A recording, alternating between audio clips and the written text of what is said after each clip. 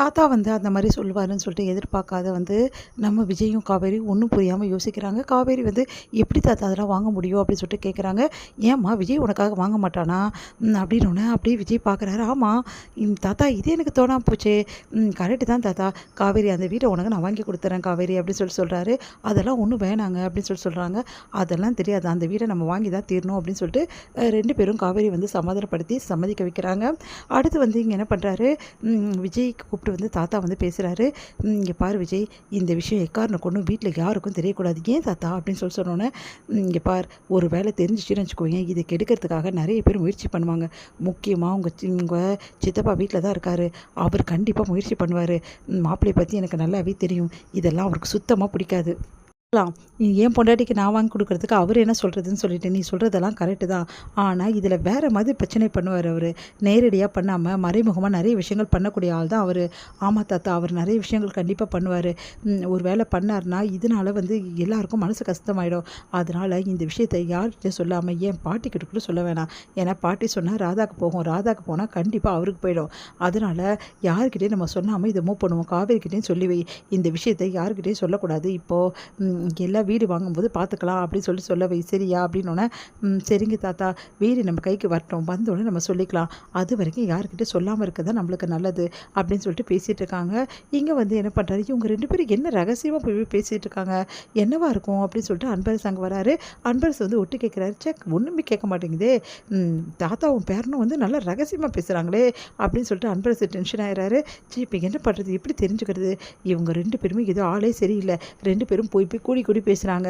ஆனால் நம்ம வரும்போது ஒன்றும் பேசாத மாதிரி இருக்காங்க. அதனால் ஏதோ ஒன்று நடக்குது, நம்மளுக்கு தெரியாமல் என்ன நடக்குதுங்க அப்படின்னு சொல்லிட்டு ஒரே குழப்பம் அடைகிறாரு. உடனே அன்பரசு வந்து சரி ராதா கிட்ட கேட்டு பார்ப்போம் அப்படின்னு சொல்லிட்டு, ராதா அவங்ககிட்ட ஒரு விஷயம் கேட்கணுன்றாரு. என்ன விஷயங்க சொல்லுங்கள் அப்படின்னோடனே, இல்லை தாத்தாவும் பேரனும் ஏதோ ரகசியமாக கூடி பேசிக்கிறாங்க, அது என்னென்னு உனக்கு தெரியுமா, எப்போ பேசுனாங்க? நல்லா செஞ்சு போச்சு போ, என்னோட மோசமாக இருக்கே, நீ இந்த வீட்டில் தானே இருக்க, உன் அம்மா கிட்டே கேட்க மாட்டியா என்ன விஷயம் ஏது விஷயம்னு சொல்லிட்டு? ஏங்க தாத்தா பேரனுக்கும் 1000 இருக்குங்க, அவங்க ஏதாவது ஒன்று பேசிட்டு போகிறாங்க, அது உங்களுக்கு ஏங்க கஷ்டமாக இருக்குது, அதை பற்றி நம்மளுக்கு என்னங்க வந்தது? அப்படிலாம் விட முடியாது ராதா, எதுவாக இருந்தாலும் கேட்கணும், வீட்டில் நம்மளும் தான் இருக்கோம், அப்போது நம்மளுக்கு தெரியாமல் இங்கே என்ன நடக்குது தெரிஞ்சுக்க வேணாவா? நம்மளுக்கு தெரியாமல் இங்கே எதுவும் நடக்கக்கூடாது. ஏங்க அப்படிலாம் எப்படிங்க பேச முடியும்? என் அப்பா கோவப்படுவாருங்க. கோவப்பட்டாலும் பரவாயில்ல, நீ என்ன விஷயம் ஏது விஷயம்னு கேட்டு எனக்கு சொல்கிற, அப்படி சொல்லலைன்னா அவ்வளோதான் சொல்லிட்டேன் அப்படி சொல்லிட்டு போகிறாரு. என்ன இவர் இப்படி சொல்லிட்டு இருக்காரு அப்படின்னு சொல்லிட்டு ராதா வந்து, ஐயோ அப்பா கிட்ட எப்படி கேட்குறதுன்னு தெரியல, இவர் வேறு இப்படி தொல்லை கொடுக்குறாரு அப்படின்னு சொல்லிட்டு வந்து கேட்குறாங்க தாத்தா கிட்ட. அப்பா நீங்கள் எதுவும் வந்து பேசிட்டு இருந்தீங்கன்னா அவருக்கு என்னன்னு தெரியணுமா, வீட்டில் அவருக்கு தெரியாது எதுவும் நடக்குதுன்னு சொல்கிறாருப்பா அப்படின்னோடனே, என்னம்மா நடக்க போகுது, நான் வேறு விஷயமா எது விஷயமா பேசுவேம்மா, அது போய் வந்து அவர் கேட்டாரா நான் என்னம்மா பண்ண முடியும் அப்படின்றாங்க. நானும் சொன்னேன்ப்பா, அவர் எங்கே கேட்குறாரு, ஏதோ வீட்டுக்கு நம்ம எல்லாருக்கும் தெரியாமல் ரகசியம் நடக்குது, அதுவும் தாத்தா பேரனும் ஏதோ வந்து திட்டம் போடுறாங்க அப்படின்லாம் சொல்லிட்டு இருக்காருப்பா, கண்டுபிடிச்சிட்டான் அந்த ஆள் அப்படின்னு சொல்லிட்டு டென்ஷனாக வர்றார் விஜய். உடனே வந்து அதெல்லாம் ஒன்றும் இல்லைம்மா, மாப்பிள்ளை ஏதோ அரை குறையமாக கேட்டு ஏதோ சொல்லிட்டு இருக்காரு உங்ககிட்ட, இதெல்லாம் ஒரு பெரிய விஷயமா எடுத்துக்காதம்மா, மாப்பிள்ளையை பார்த்துக்கலாம் வீடு அப்படின்னு சரின்னு சொல்லிட்டு ராதாவும் போயிடுறாங்க.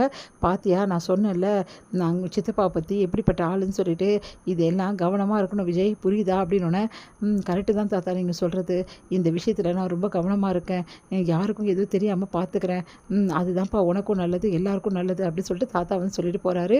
இங்கே வந்து என்ன பண்ணுறாங்க, காவேரி யோசனை பண்ணிகிட்டே இருக்காங்க.